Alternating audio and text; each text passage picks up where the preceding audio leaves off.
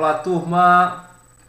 Vamos aí para a nossa aula de filosofia, ainda falando sobre bioética, dando continuação a esse tema muito importante, né? A gente viu que a bioética seria uma ética relacionada à vida, né? Uma reflexão sobre a vida.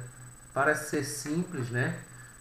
Mas a gente vai ver como é complexo, como nós vamos trazer temas polêmicos a respeito da concepção de vida, né? Porque teoricamente a vida teria que ser protegida acima de tudo. E aí só que a gente vai ver situações em que a vida ela é posta em xeque a despeito de outras categorias que envolvem no nosso viver, né? A nossa existência. Temas mais polêmicos da bioética, né? Esse tema ganhou maior destaque quando os cientistas decifraram o código genético humano, considerando a responsabilidade dos cientistas com relação às suas pesquisas e práticas.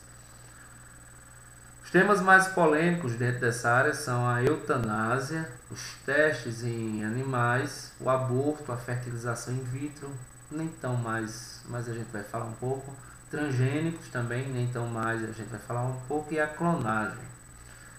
Ok? Vamos para dar tempo. Muitos de vocês nunca escutaram falar nesses temas, outros já pararam para escutar, já viram alguma opinião a respeito desses temas. E aí eu vou falar um pouquinho sobre cada um deles. Primeiro, eutanásia. A eutanásia é definida como a conduta pelo qual se traz um paciente em estado terminal ou portador de enfermidade incurável que esteja em sofrimento constante a uma morte rápida e sem dor. É previsto em lei no Brasil como crime de homicídio, ou seja, não é permitido a prática da eutanásia no Brasil.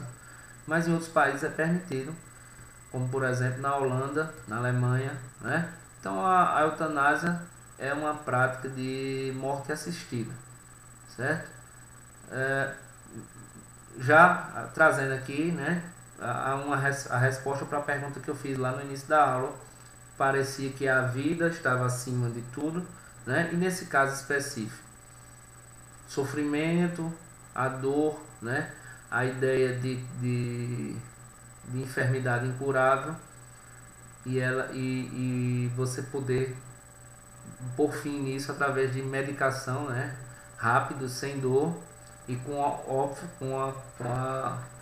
a confirmação do paciente e da família, certo? Então, nesses casos, se admite a eutanásia, né?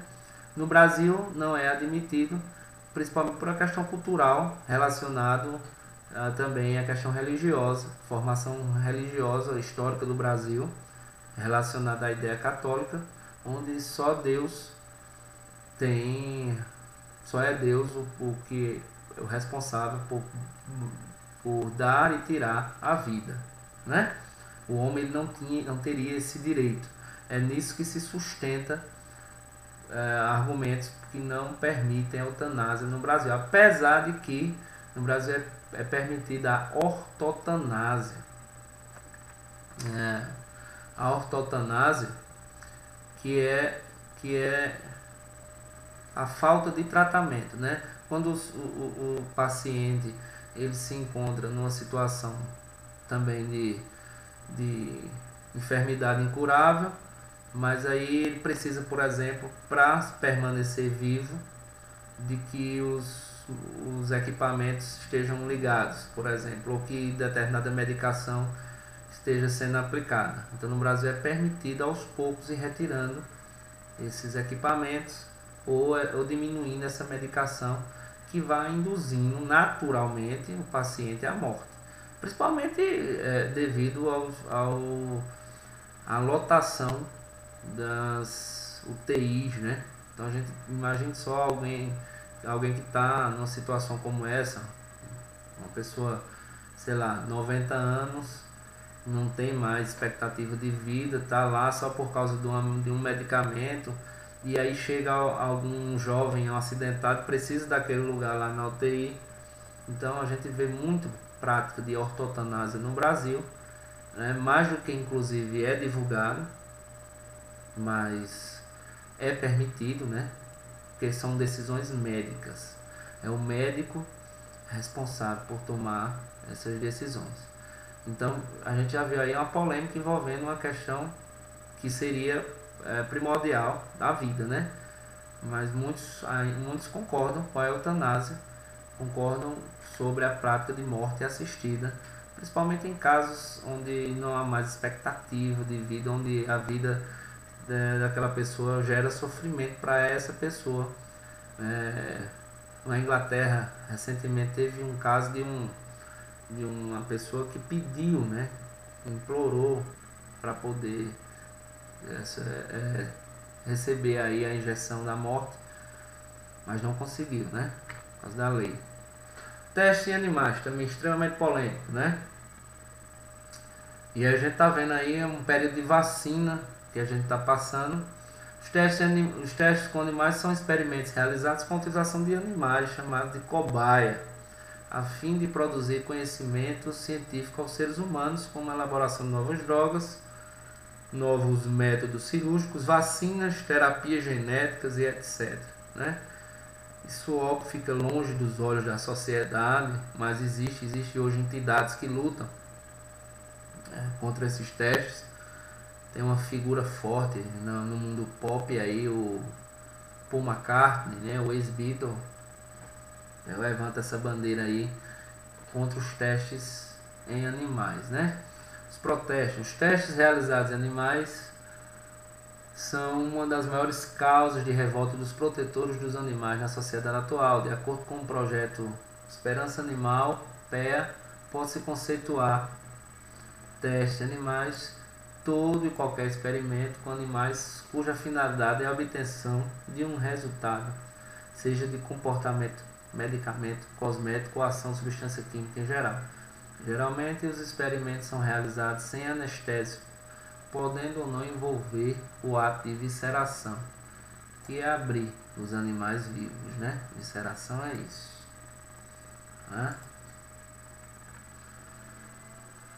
Um dos maiores exemplos de crueldade que se pode citar é a utilização de coelhos em testes de produtos de higiene pessoal, como shampoos e sabonetes, né? Principalmente infantil, para não arder no olho da criança. Então se faz esses testes aí, né? Os coelhos possuem olhos grandes e possibilidade de observação maior, assim como hipersensibilidade no globo ocular. E os testes dos compostos químicos desses produtos causam irritabilidade muito superior a causar nos olhos humanos. Durante o teste, os coelhos são imobilizados para evitar que reajam coçando ou machucando os próprios olhos, né? Então, um exemplo, a indústria de cosméticos utiliza muito, né, animais, a questão da sensibilidade da pele, dos pelos e tudo mais, como bem dos olhos também, né? Então, assim, óbvio, a gente tem que entender, né, que os medicamentos, antes de chegarem a serem ingeridos pelos seres humanos, eles passam por testes que iniciam em animais, principalmente em ratos, né? E obviamente cruel, parece muito cruel para muitas pessoas. Isso aí detém opiniões a favor, detém opiniões contra, né? Mas a gente tem que entender também que a vida dos seres humanos muitas vezes depende desses testes, né? Aqui é um caso famoso que aconteceu no Paraná. Após denúncia de maus tratos, grupo invade laboratório e leva cães beagle, ativistas, que é aquela Luísa Mel, uma ativista, invadiram o laboratório em São Roque. A empresa alega, está aí, a matéria para vocês, alega que realiza teste dentro das novas exigências da Anvisa, né? E aí o que aconteceu, eles invadiram e abriram, foi num dia de domingo, estava fechado o laboratório, e abriram e libertaram, se não me engano foi 200 beagles. Mas o resultado assim foi que um ano depois, 2 anos depois, isso foi em 2013, fizeram várias reportagens lá, e os beagles na rua, abandonados, ninguém queria adotar esses animais. Então teve um impacto na época, né, quando foi denunciado, existia mau estado, se isso não foi provado, se existia, se não existia, por se tratar de cachorrinho de raça, né, isso deve ter causado um sentimento mais emocional das pessoas e tudo mais, né? Mas a realidade é que esses testes são feitos com alguma constância, né? O aborto também é um tema polêmico a respeito da preservação da vida, né? A bioética, ela age.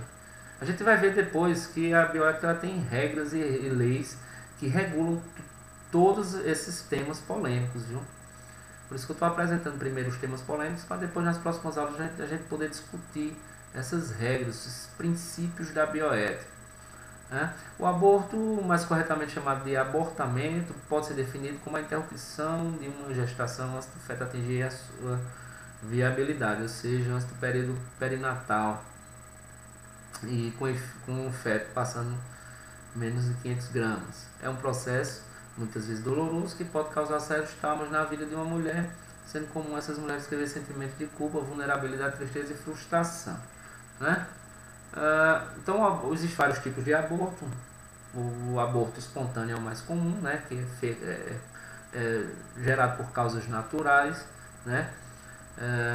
É tema extremamente polêmico porque envolve a vida, né? E como já foi dito anteriormente, principalmente no Brasil, o aborto é mal visto, principalmente para questões religiosas e filosóficas também, no princípio de preservação da própria vida. Enfim, a gente pode trazer aqui vários tipos de debate a respeito disso aí, mas não é o caso, né? Eu estou apenas aqui apresentando, porque senão a gente também vai passar dias discutindo isso aqui, né? Caso em que o aborto é permitido no Brasil, por lei, né? A mulher que apresentou gestação, que é decorrente de estupro, vocês já devem saber a respeito disso. A mulher que apresenta uma gestação que causa risco de vida a ela, né? E a mulher que está grávida de um feto anencéfalo, ou seja, a mulher que está grávida de um feto que não apresenta parte ou toda a calota craniana no cérebro, portanto não apresenta chance de sobrevivência ao nascer, né? O feto que está sem cérebro, é anencéfalo, né? Quando nascer, vai nascer morto. Então, nesses casos aí, a justiça, apesar de nesse terceiro caso aí, se eu não me engano, não é lei, é uma jurisprudência do STF, né? Ou seja, como o caso que aconteceu, o STF autorizou. Então isso não é comum, leva um certo tempo, você tem que entrar com um pedido judicial, é bem complexo para que isso seja realizado. Nos dois casos não, é previsto em lei, né? No caso do estupro e no caso de risco à vida da mulher, né? da mãe. Fertilização in vitro, muito comum hoje se utilizar, quando se descobriu isso na década de 70, né? A fertilização in vitro é conhecida pelas iniciais FIV, né? É o tratamento realizado com mais frequência em nossas clínicas, por ser atualmente a opção da medicina reprodutiva que oferece mais chance de gravidez para aqueles que enfrentam dificuldade para engravidar após um ano de tentativas a partir dos 35 anos. Então a fertilização in vitro, ela tem a polêmica porque ela introduz o espermatozoide dentro do óvulo direto, não é um processo natural, né?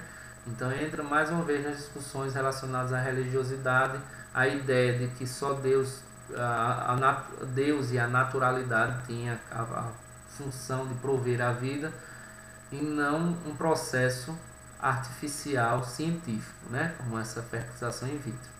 Mas hoje cada vez mais é normal, né? Principalmente em casais que não conseguem naturalmente engravidar, e aí eles se utilizam disso aí, certo? Então, como eu tinha dito, a gente só está aqui falando porque quando se descobriu a fertilização in vitro houve uma polêmica em relação a isso aí.